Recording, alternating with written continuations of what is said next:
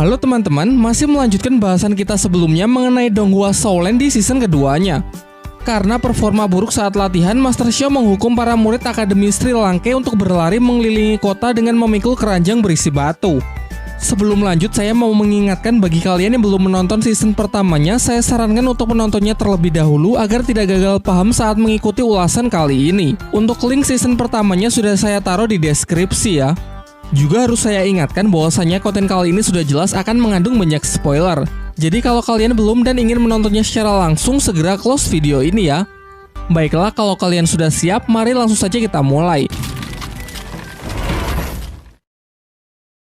Di tengah-tengah hukuman, Tang Shen mengajak Dai Mubai untuk mengurangi beban teman-teman yang lain karena secara fisik mereka berdua lah yang paling kuat. Mengingat mereka kini adalah satu tim yang harus menguatkan satu sama lain. Lumayan cukup jauh berjalan, mereka bertemu dengan 3 murid Akademi Changhui yang dulu pernah berselisih dengan mereka. Di sini para murid Akademi Changhui tersebut ingin balas dendam atas perbuatan mereka dulu. Dihajarlah Mang Hojun yang sudah tak berdaya karena sudah sangat kelelahan. Menyaksikan hal itu, Tang Shen pun langsung bertindak dan dengan mudah bisa menghajar mereka semua.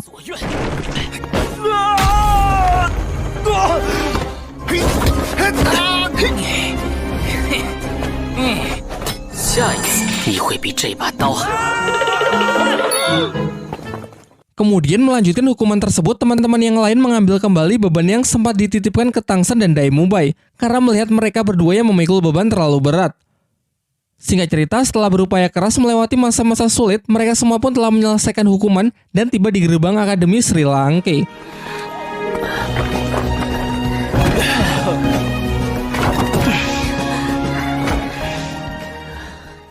Malam harinya mereka semua pun beristirahat. Hari demi hari mereka jalani berlatih di bawah bimbingan dari Master Xiao sampai tak terasa 3 bulan pun telah berlalu. Pada suatu pagi, Tang Shen melihat sebuah kotak di kamarnya yang ternyata berisi senjata rahasia yang dulu pernah ia pesan dari bos pandai besi. Terlihat ia sangat puas dan mengagumi senjata tersebut karena dibuat begitu sempurna hanya dalam waktu 3 bulan. Ia lalu mulai berpikir untuk memperbanyak benda tersebut untuk ia bagikan ke semuanya. Namun tak lama setelah itu, ia dikejutkan dengan kedatangan Mang Hojun yang terlihat babak belur. Mang Hojun lalu menceritakan semua kejadiannya. Bahwa tadi ia mencoba mendekati gadis yang menjadi panitia pendaftaran arena pertarungan roh, meskipun beberapa kali ditolak, ia memutuskan untuk mengantarnya pulang. Akan tetapi dalam perjalanan pulang, gadis itu diganggu oleh seorang preman mesum bernama Bule. Tentu ia pun bergegas untuk melindunginya sehingga pertarungan pun tak terhindarkan. Sayangnya Mang Hojun bukanlah tandingan dari Bule, karena si preman mesum tersebut ternyata adalah seorang master roh yang telah mencapai level 40 dan memiliki 4 cincin roh dengan kekuatan bayangan kegelapan. Perbedaan kekuatan tersebut membuatnya dihajar habis-habisan sampai babak belur. Banyak yang mengatakan kalau Bule memang merupakan penjahat mesum yang meresahkan karena sering menggoda, melecehkan, bahkan memperkaos gadis-gadis di kota. Dengan statusnya sebagai master roh level 40 membuat ia banyak ditakuti oleh warga kota. Setelah mendengar cerita Mang Hojun, membuat Dai Mubai sangat emosi karena menurutnya orang-orang seperti inilah yang sangat merusak reputasi dari seorang master roh. Tang Shen yang sepakat menginisiasi agar Akademi Sri Langke mengambil tindakan untuk memberinya pelajaran. Namun dalam masalah ini mereka berempat memutuskan untuk bertindak sendiri tanpa melibatkan Akademi Sri Langke.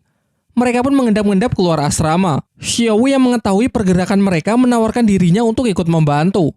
Meski awalnya ditolak karena kasus ini dinilai sangat berbahaya, ia tetap memaksa ikut setelah meyakinkan Tang Shen bahwa ia ingin mewakili para gadis untuk memberi pelajaran preman mesum. Berangkatlah mereka berlima ke kota untuk mencari Bule. Dalam perjalanan, Mang Hojun menjelaskan mengenai ciri-ciri Bule. Seorang pria tinggi, pakaiannya dominan hitam, serta memiliki kekuatan roh pelindung berwujud 2 cakar bayangan dan sayap di punggungnya. Lalu mereka pun memulai pencarian. Sayangnya setelah cukup lama mencari, mereka sama sekali tak menemukan jejaknya. Oleh karena itu, Xiao mengusulkan sebuah ide untuk menjadikan dirinya sebagai umpan guna memancing Bule supaya keluar, mengingat orang itu sangat mesum dan menyukai gadis-gadis cantik. Rencana tersebut pun mereka jalankan. Xiao berpura-pura berjalan sendiri sementara keempat temannya mengawasi dari jauh. Dan benar saja, tak lama setelah itu Bule muncul dan berniat untuk menangkap Xiao. Sejauh ini Xiao masih memerankan dirinya sebagai gadis polos untuk melihat tindakan dari Bule. Ia lalu mencoba memancing Bule agar mengantarnya ke toko permen di dekat sini. Tentu dengan senang hati Bule pun bersedia menemaninya. Namun ia justru mengarahkan Xiao ke tempat gelap dan sepi untuk bisa melancarkan aksi mesumnya. Ketika melihat gerak-gerik Bule yang mulai macam-macam, dari sinilah Xiao mulai bertindak untuk memberinya pelajaran.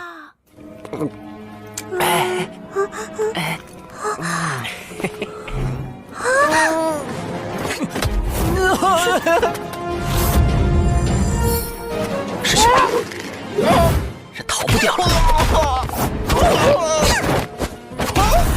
最狂暴的摔法，连摔巴西克特。你们看。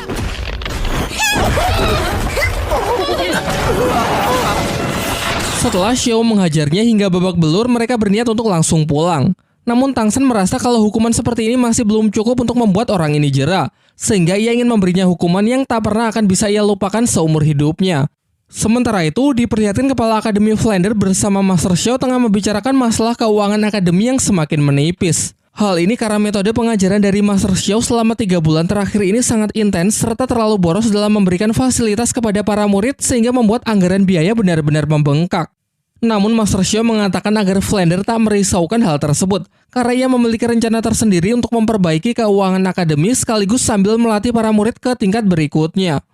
Keesokan paginya saat bule membuka mata, ia mendapati dirinya sedang terikat di atas sebuah tiang dan menjadi tontonan banyak orang. Terlebih lagi posisinya berada di dekat pusat pemerintahan kota sehingga di sana juga banyak prajurit istana yang berseliweran. Tak lama setelah itu, dua temannya yang bernama Ekao dan Tiania datang mencarinya dan bergegas menolongnya saat tahu temannya tersebut sedang terikat dan menjadi bahan tontonan warga kota. Setelah berhasil terlepas, bule membaca tulisan yang ditempelkan Tang San di tubuhnya yang di situ tertulis semua pengakuan kejahatan yang selama ini ia lakukan dan berjanji untuk tidak mengulanginya lagi. Bukannya menyadari kesalahannya, hal ini justru membuatnya semakin emosi dan bertekad bahwa ia pasti akan membalas dendam. Di sisi lain, semua murid Akademi Sri Lanka berkumpul untuk menerima latihan tahap kedua di bawah bimbingan dari Master Xiao. Master Xiao kemudian menjelaskan bahwa arena pertarungan roh akan menjadi tempat latihan mereka selanjutnya, mengingat mereka juga sudah cukup berpengalaman bertarung di sana. Ia menjelaskan bahwa kali ini tak akan ada batasan waktu. Latihan akan dinyatakan selesai setelah masing-masing dari mereka mendapatkan lencana perak. Tidak hanya mengikuti pertarungan 1 lawan 1, melainkan mereka juga harus berpartisipasi dalam pertarungan tim sebagai tim Akademi Sri Lanka. Sebelum berangkat, Master Xiao menyampaikan beberapa aturan yang harus mereka patuhi saat mengikuti pertarungan. Yang pertama, mereka harus menggunakan nama samaran dan tidak diperbolehkan untuk memperlihatkan wajah asli kepada musuh, sehingga mereka harus mengenakan topeng pada setiap pertarungan. Sementara peraturan kedua, dalam pertarungan mereka dilarang menggunakan senjata rahasia. Dan terakhir, mereka diwajibkan mengikuti 2 pertarungan per hari tidak peduli kalah maupun menang. Sesampainya di kota, mereka mulai mendiskusikan rencana untuk bersiap menghadapi pertarungan. Master Xiao menyarankan agar para tipe support membentuk tim 2 orang agar memudahkan mereka memperoleh lencana perak. Oishike memilih berpasangan dengan Dai Mubai, sementara Ning Rongrong sebenarnya ingin dipasangkan dengan Mang Hojun, namun ia lebih memilih berpasangan dengan Su Ying. Setelah itu, Master Xiao mendistribusikan topeng untuk para murid agar mereka kenakan untuk menyembunyikan identitas mereka di atas arena. Dalam pertarungan tim, mereka akan menggunakan nama 7 monster Sri Lanka.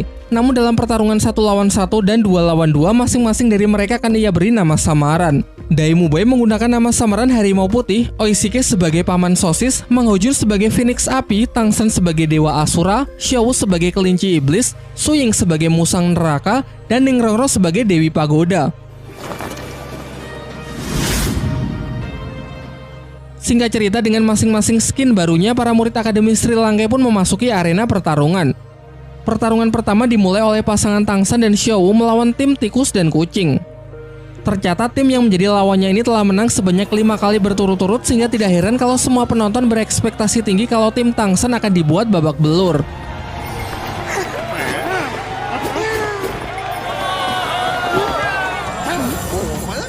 Mengandalkan lemparan dari rekannya, kucing menyerang dengan kecepatan tinggi. Tang San dengan mudah menghindarinya, sementara Xiao bertugas menyerang musuh yang lain. Giliran Tang San menggunakan tali akarnya, ia bisa mengikat Master Roh kucing untuk mengatasi kecepatannya. Akan tetapi rekan tikusnya bergegas datang dan langsung memotong tali tersebut. Merasa tidak punya pilihan lagi, tim kucing dan tikus menggunakan jurus andalan mereka, yakni jurus kombinasi tornado darah. Dengan memanfaatkan putaran berkecepatan super dari si tikus, terbentuklah pusaran angin yang dipertajam dengan cakar kucing dari rekannya. Sebuah teknik yang bisa digunakan menyerang sekaligus bertahan di waktu yang bersamaan. Menanggapi serangan itu, Tang San pun menggunakan skill keduanya, yaitu tali akar parasit, sebuah teknik di mana ia mampu menumbuhkan tali akarnya di permukaan kulit target, kemudian melilitnya dengan kuat.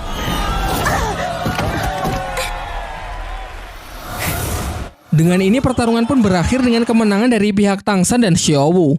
Setelah itu giliran teman-teman Tang San yang maju untuk bertarung dan mereka semua bisa memenangkannya. Meskipun sayangnya kita tidak diperlihatkan scene pertarungan tersebut. Beberapa lama setelah itu, pertarungan berikutnya adalah pertarungan tim yang melibatkan seluruh siswa Akademi Sri Lanka. Dalam briefingnya, Master Xiao menjelaskan mengenai pentingnya kerjasama tim demi memenangkan pertarungan kali ini, mengingat lawan mereka yang pastinya akan jauh lebih kuat dibandingkan saat mereka bertarung secara individu. Walaupun Dai Mubai adalah ketua kelas, namun ia mengakui kehebatan Tang San dalam menyusun strategi sehingga ia menyerahkan pengaturan formasi kepadanya. Tang San lalu menjelaskan bahwa Dai Mubai, Su Ying, dan Xiao akan menjadi penyerang di garis depan. Ia akan berada di tengah sebagai pendukung, tepat di belakangnya adalah dua support Oishike dan Ning Rongrong, sementara di garis paling belakang akan diisi oleh Mang Hojun yang mempunyai tugas utama untuk melindungi para support tersebut. Singkat cerita, setelah melakukan prepare, mereka pun naik ke arena pertarungan, dan kali ini yang akan menjadi lawan mereka bernama tim petarung Badak Gila. Sebelum pertarungan dimulai, kita diperlihatkan scene flashback saat tim Sri Lanka tengah bersiap-siap naik ke arena, salah seorang tim petarung gila menghampiri mereka. Di sini orang itu bertindak kurang sopan dengan mencoba menggoda Su Ying. Melihat itu, Dai Mubai yang tak terima ingin menantangnya untuk berduel. Untung saja ketika suasana semakin memanas, datang seorang panitia yang melerai kedua belah pihak. Ia mengancam kalau mereka membuat keributan maka mereka akan didiskualifikasi.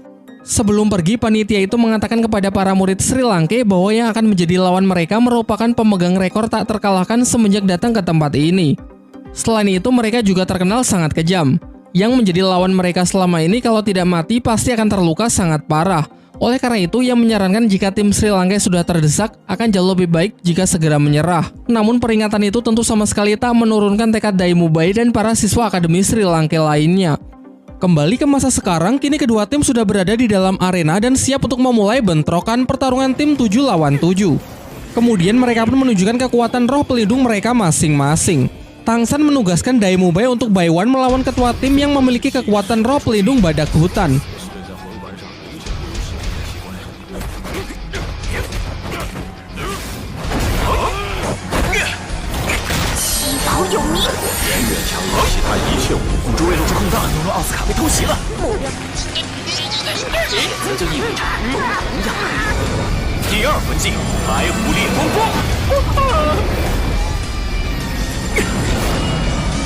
Dengan skill ketiganya, jaring laba-laba Tang San berhasil menjerat ketua tim petarung gila.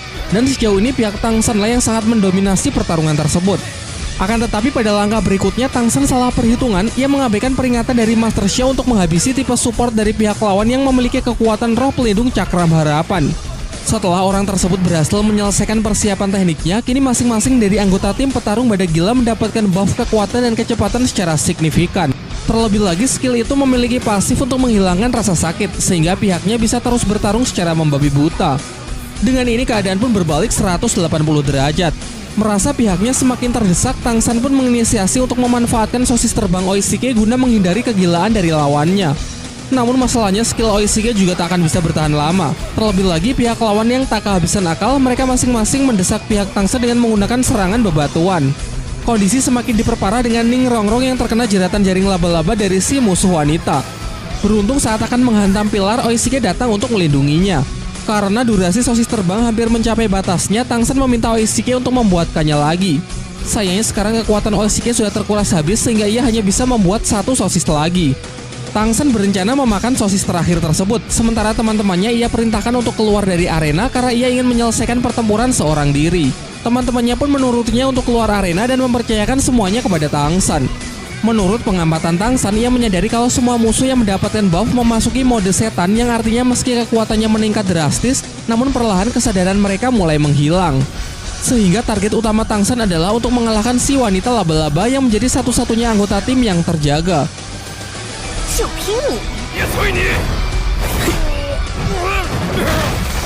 Lawannya yang sudah sangat percaya diri akhirnya melakukan kesalahan dengan menjerat Tang San menggunakan jaring laba-labanya.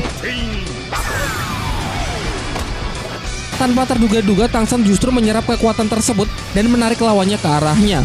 Diikuti dengan kekuatan rumput biru peraknya yang menangkap satu persatu musuhnya lalu melemparkannya keluar arena, sehingga dengan ini tim Akademi Sri Lanka yang dinyatakan sebagai pemenangnya.